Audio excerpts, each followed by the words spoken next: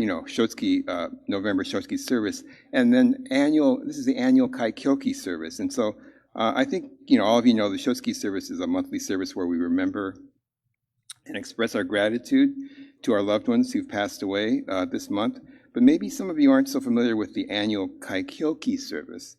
So the Kaikyoki, which means Overseas Minister Anniversary, is a special additional focus that's added to every November Shotsuki service, specifically to remember the ministers who have served this Betsuin or head district temple. And I think I heard in the reading of the names, I heard Reverend Junjo Izumida's name, so I'm going to speak about him a little bit more. It's also his Shotsuki, and he's also sort of, in a way, the one who I guess we have to really honor, especially because he was the first Betsuin minister.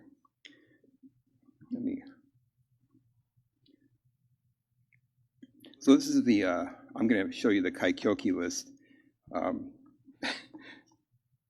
Looking at this list, and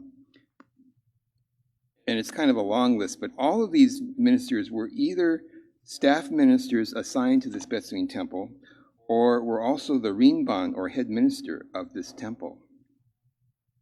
The ones with an asterisk are deceased, of course. But, in either case, they all had the rank or title that's known in Jodo Shinshu as kaikyoshi. And so it's really interesting that the character shi that's heard in the title kaikyoshi is also one that's usually used after the name of a Japanese Buddhist minister when their name is written in Japanese. So like, for instance, my name written in Japanese would be Hata Pita Shi, meaning teacher or master. But what's significant about the title of Kaikyoshi is that even though both the shi of teacher or master and the shi of kaikyoshi sound the same, right? They're not the same kanji. They're not the same Chinese character.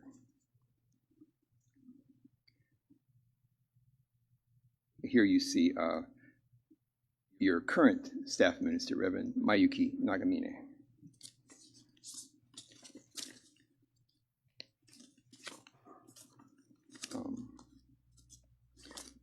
So it's interesting that I personally learned more about the significance of the title of Kaikyoshi, not from my Higashi teachers, but actually from Reverend Kiyonobu Kuwahara. Reverend Kuwahara is the director of Higashi Honganji's Center for Buddhist Education, which is located in Berkeley, California. And if you ever go there, you should drop in at the Jodo Shinshu Center, which is a really wonderful educational institution in the heart of Berkeley. Reverend Kuwahara had something to say about the Kaikyoshi, and this is what he had to say about this title of Kaikyoshi. In a Buddhist educational situation, generally speaking, there are two parties: those who teach and those who learn. Those who teach are usually called teacher or master. Those who learn are called student or disciple. As a young disciple himself, Shinran Shonin learned the true Nembutsu teaching under the guidance of his master, Honen Shonin. Later, as a leader of the Nembutsu Sangha groups, Shinran Shonin gave guidance to his followers.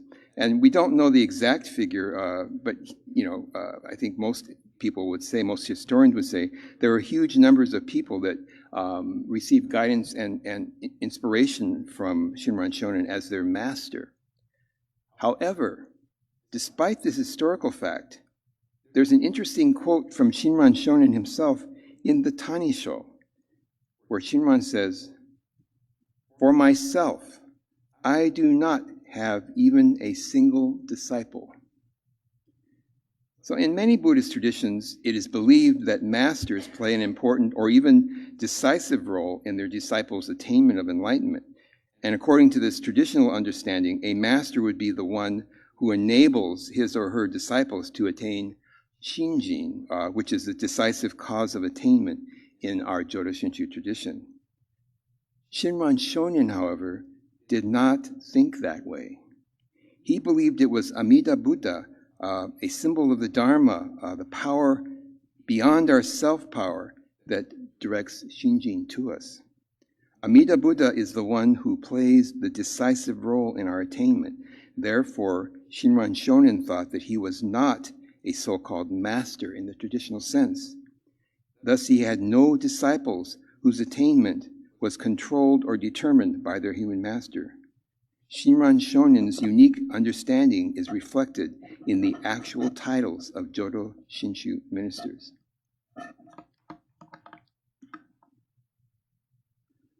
So, for example, Jodo Shinshu ministers who are engaged in propagation outside of Japan are called kaikyoshi. And here the Chinese character shi is used, which means messenger. This is particular to the Jodo Shinshu tradition. The Chinese character shi, another Chinese character, which has the same pronunciation but which means master, is used for ministers in other Buddhist traditions. But here's the important thing that Shinran, I think, points out. In the Jodo Shinshu tradition, both clergy and the lay Sangha, all of you, are equally the disciples of the Buddha. They all practice the Nembutsu together and follow the same path. You might have heard this term. It's also referred to in our tradition as ondobo. You will for sure hear this at the Honko service coming up. We're all ondobo, meaning that we are all simply fellow travelers on the path to enlightenment. And so, as Reverend Kuwahara clarifies, Jodo Shinshu has a uniquely non-hierarchical and egalitarian structure. This is because Shinran felt everyone who listened to his Dharma messages were not listening to his wisdom, but were simply receiving the same wisdom, Amida's wisdom, through him. So I think in a very profound and deep sense, all were equal, all were one, all were ondobo. I think that once we start to gain an understanding of the depth of Shinran's thought and its emphasis on everyone listening to the same Dharma, the same overarching universal reality, I think we can begin to see Shinran's influence not only in the minister's title of Kaikyoshi, but also reflected in all aspects of our Jodo Shinshu ritual, whether it's the arrangement of the altar, the naijin, whether it's the arrangement of all the items on the naijin, including the fact that if you look closely at the tapestry of Shinran on the right and Renyo on the left, they are facing Amida. They are slightly pointing inward. That's one of the interesting things. But also in the message of the Shoshinge, I know we chant it in Japanese, so we don't really know what it means, but if you were to read about the Shoshinge, you would definitely see Shinran's message, ondobo message in the Shoshinge, or even in the gathas that we sing in our services. Today we sang one of my favorite, which is In a Special Place, but also, I know you all know the gatha Ganjin's Journey, right? And in Ganji's Journey, there's a wonderful lyrics that remind us that we all stand beneath the same moonlight and that we are all warmed beneath one sun. So I think you can see this influence of Shinran's thought. Now, given the long history of this temple, the Kaikyoki list that we looked at was kind of long. I think there are about 40 names on there. But as I mentioned at the beginning of my talk, I wanted to highlight someone who is arguably a quintessential Kaikyoshi minister, and I'm referring to Reverend Junjo Izumida, whose name was the first on the list and who is credited with actually establishing our Higashi Honganji denomination in America in 1904. And if you go out in the foyer and go to the west, you'll see his picture. His picture is the first on the wall. But I'd like to discuss Izumida Sensei here because his statements about Shinran and Jodo Shinshu, I think, add a deeper layer of meaning to the title of Kaikyoshi. Well, first of all, Reverend Izumida's accomplishments are notable not only because he set a great example of working to express the universality of Shinran's teaching and to open the temple to all people, I think it's especially remarkable that over a century ago, he was way ahead of his time in emphasizing the urgency in America of communicating to Japanese Americans and Americans who did not speak Japanese. I've learned more about Reverend Izumida through reading about him in the book Immigrants to the Pure Land, written by Dr. Michihiro Ama. This is a book that's available on Amazon if you want to find it, Immigrants to the Pure Land. And some of you old timers, I'm looking over here, excuse me, might remember Dr. Ama served in the North American District Office back in the back of the temple in the early 2000s. But as Dr. Ama has said in his book, although there were many remarkable events in Reverend Izumida's career, perhaps the most notable were his efforts to introduce Shinran's teachings to America. In 1932, he published a book in English called Shinranism in Mahayana Buddhism and the Modern World, which was the first attempt to introduce Shinran's major teaching, his magnum opus, the Jodo Shinshu, in the United States. In Reverend Izumida's book, the teachings of Shinran are referred to as Shinranism and are described as the most fundamental doctrine of the Buddha and show that Jodo Shinshu is a democratic and egalitarian religion, a religion for the future. According to Dr. Ama, Reverend Izumida was a man in love with the Dharma, and that throughout his life he emphasized that with the realization of our human ignorance and simultaneous awakening to the interdependence of life, all human beings can stand on the same ground.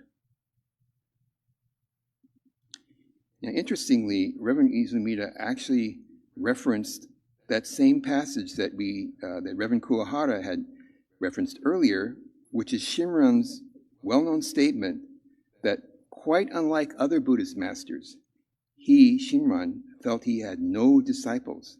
So here's Reverend Izumida's version of that statement by Shinran. According to the Tanisho, Shinran taught the following: I, Shinran, have no disciples to be called mine, for if I could make others recite the Nembutsu by my own power, I might be able to call them my disciples. But it is incorrect to call them my disciples when they recite the Nembutsu only by the grace of Amida. I think that when Izumida Sensei refers to the grace of Amida, he's referencing what I think many of you might know as one of Shinran's core teachings. It's known in Japanese as the teaching of Tariki, or other power, or power beyond the self. This great power beyond the self. Or we could just refer to it as the Dharma. We often talk about it as the ultimate reality of our life, which is the impermanence and interdependence of all things. Personally, I think Reverend Izumida's statement that all human beings can stand on the same ground is a very powerful point.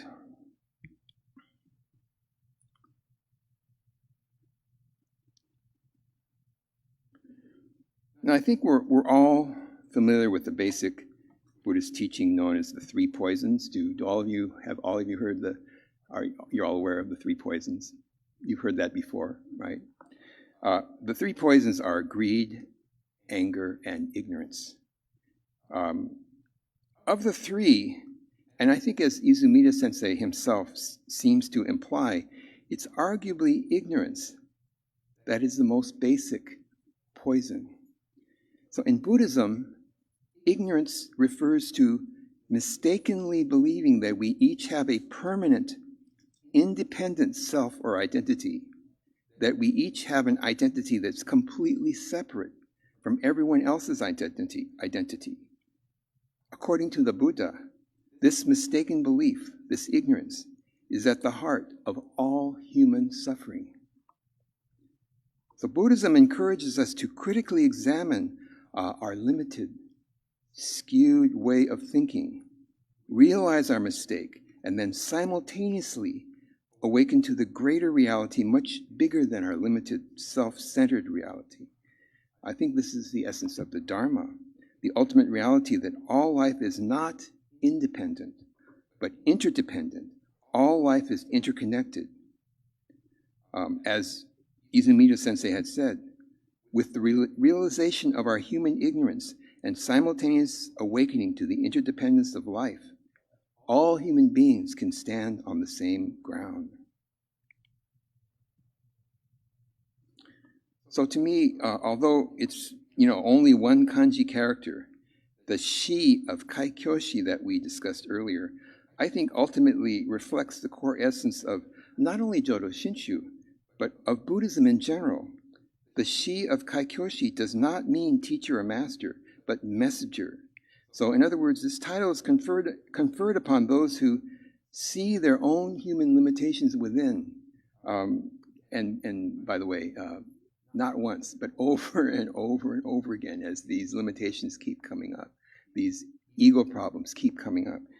One who sees their own human limitations within and then can simultaneously begin to see that bigger picture, the ultimate reality much greater than themselves. Thus, they refer to themselves not as a master or teacher. The kaikyoshi refer to themselves as a messenger, and ultimately all kaikyoshi, and according to Shinran, all lay sangha as well, are simply listening to the same wisdom. We are all listening to the same ultimate truth and reality. We are all appreciating the preciousness of our lives and our interconnectedness with all other lives. So, earlier I referred to this Kaikyoki service as a special additional focus added to every November Shotsuki service to specifically remember all the ministers who have served this Betsuin. However, I would say that although this service does have a special focus, I think that because of Shinran's teaching, all our living and deceased Kaikyoshi ministers are really special. As Reverend Kuwahara had said, in the Jodo Shinshu tradition, both clergy and lay sangha are equally the disciples of Buddha. And therefore, in the words of Reverend Izumida, when we sincerely receive the Buddha's wisdom, all human beings can stand on the same ground. Thank you very much for listening, and thank you so much for your attendance today.